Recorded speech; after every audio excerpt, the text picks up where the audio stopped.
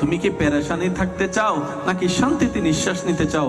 বান্দা সবার মুখের উত্তর ইয়া রব, 2 দিন বাঁচলো একটু শান্তিতে নিঃশ্বাস নিতে চাই। সুবহানাল্লাহ, শান্তিতে একটু বাঁচতে চাই। রব্বুল আলামিন বলে আগুন চাও নাকি তুমি শীতলতা চাও? বান্দা বলে যে আল্লাহ, আগুনও চাই না শীতলতা চাই না, যেটা আমার শরীরের জন্য সয় অতটুক শান্তি আমাকে দান করো, অতটুক শান্তি আমাকে দান করো। সুবহানাল্লাহ বলেন। রব বলে ক্ষুধার্ত চাও নাকি খাবার চাও? বান্দা বলে যে আল্লাহ, যেই খাবার যতটুকু আমার জন্য কল্যাণ, তুমি আমাকে ততটুকু তুমি দান করো। রব বলে যে তুমি যা যা চাচ্ছ সব আমি রবের ভান্ডারে আছে। এটা পাওয়ার জন্য যে জায়গায় তোমাকে নক দিতে হবে, দরখাস্ত লিখতে হবে, পাওয়ার জন্য ওই দরখাস্ত দেওয়ার জন্য উপযুক্ত হওয়ার জন্য যে বিধানটা তোমাকে পালন করতে হবে, সেটাই ইন্দাল্লাহিল ইসলাম। ইসলাম দান করলাম, প্র্যাকটিক্যাল বোঝার জন্য নবী রাহমাতুল লিল আলামিনের চরিত্র দান করে দিলাম। সুবহানাল্লাহ, তাকবীর, আল্লাহ। জানি না আপনারা আমার সাথে একমত হবেন কিনা, তারপর একবার বলি সুদের বিষয়টা কেমন জানেন? সুদে লাগার আগে প্রথমে মনে হয় সপ্তাহে এত টাকা, মাসে এত টাকা, এগুলো তো কোনো ব্যাপারই না। প্রথম মনে হয় সপ্তাহে এগুলো কোনো ব্যাপারই না, আমার হাতের ময়লা। যারা সুদে লাগছে এমন কোন মানুষ যদি থাকে আপনাদের, একটু গোপনে গিয়ে জানার জন্য একটু জিজ্ঞেস করবেন, যে টাকাটা সপ্তাহে মাসে দেওয়াটা হাতের ময়লা ভাবতো এক সময়, এক পর্যায়ে গিয়ে সেই টাকাটা জমতে জমতে জমতে ডবল হয়ে গেছে। তখন আমার ভাই বোন হিসাবে মিলাই, কিরে এত টাকা তো আমার কাছে দেওয়া কোনো ব্যাপারই না, আটকাই গেল কেন?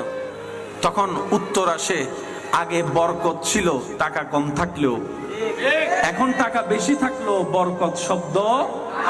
আর যেখানে বরকত থাকে না সেখানে আলোক ও দেখার কোনো সুযোগ। মনে রাখবেন আমার ভাইয়েরা, যিনি আছেন আমাদের একজন, তিনি সব দেখেন। সুবহানাল্লাহ। আমরা যাকে স্রষ্টা হিসেবে মানি, উনি সব শুনেন, আওয়াজের কথাও শুনেন, মনের ভিতর ফিস ফিস করে বলা কথাও তিনি শুনেন। সুবহানাল্লাহ। আমরা এমন একজনকে রব মানি, যিনি চাইলেই কোন ফায়াকুন হয়ে যাবে। সুবহানাল্লাহ। আমরা এমন একজনকে রব হিসেবে মানি, এমন একজন রবের বান্দা হিসেবে নিজেদেরকে আমরা স্বীকার করি, পরিচয় দিতে গর্ববোধ করি, যিনি চাইলে দিনকে রাত, রাতকে দিন, কল্পনা পলক পড়ার আগেই বানিয়ে দিতে পারেন। সুবহানাল্লাহ। আপনি যখন সেই অর্থের কেলেঙ্কারিতে পড়েছেন, হালাল ব্যবসা, হালাল চাকরির ভিতরে যখন আপনি অভাবে পড়েছেন, আপনার সেই পড়াটা আপনার রব দেখেছে, আপনার রব জানে, আপনার রব আপনার সেই মনের ব্যথার কথা শুনে তিনি শুধু আপনাকে একটু সময়ের পরীক্ষা দিচ্ছেন, আপনার ধৈর্যের পরীক্ষা উনি দিবেন। ওনার দেওয়া পর্যন্ত অপেক্ষা করার নামই হচ্ছে ধৈর্য। সুবহানাল্লাহ। আমরা পেছে পড়ে যাই কি জানেন? শয়তান ভিতর থেকে একটা তোলা মারে, কালকে লাগবে কি করবি, কালকে লাগবে কি করবি। যখন তারপর আপনাকে শয়তান কভার দিতে পারে না, তখন আপনার আশেপাশে কিছু পরিচিত মানুষের উপর বর করে আপনাকে এসে কান ফরা দেয়, সুন্দর সুন্দর লাগছো না, লাগছো না। তখন ওই যে আল্লাহ যে নারাজ হয়ে যাবে এই কথা আর মনে থাকে। এবার আল্লাহ যখন দেখে বান্দা আল্লাহর হুকুমের অপেক্ষা না করে আল্লাহর অপছন্দ নিয়ে কাজের মধ্যে হাত বাড়িয়েছে, তখন আল্লাহ নারাজ হয়ে যায়, তখন বরকতটা উঠে যায়। বান্দা বলে যে আল্লাহ আমি কি করতাম? রব বলে যে তোরে মার পেটে খাওয়াইছে কে? আল্লাহ তুমি। এমন ভাবে সুবহানাল্লাহ বলবেন, যেভাবে বললে আপনার দিল শান্তি হবে, ওইরকম বলে।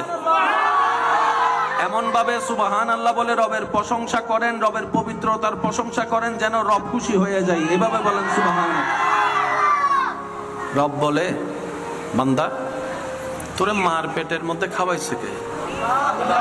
বান্দা বলে আল্লাহ তুমি খাওয়াইছো। সুবহানাল্লাহ। রব বলে, তুই যখন মার পেট থেকে এসেছিলি তোর তো দাঁত ছিল না, তোকে খাওয়াইছে কে? আল্লাহ তুমি খাওয়াইছো। সুবহানাল্লাহ। রব বলে, তুই যে শোয়া থেকে বসা শিখেছিস, বসাটাকে শিখাইছে? আল্লাহ তুমি শিখাইছো। সুবহানাল্লাহ। তুই যে বসা থেকে হামাগুড়ি দিছস, কোনো স্কুলও পড়স নাই, তুই কোনো শিক্ষকের কাছে যাইয়া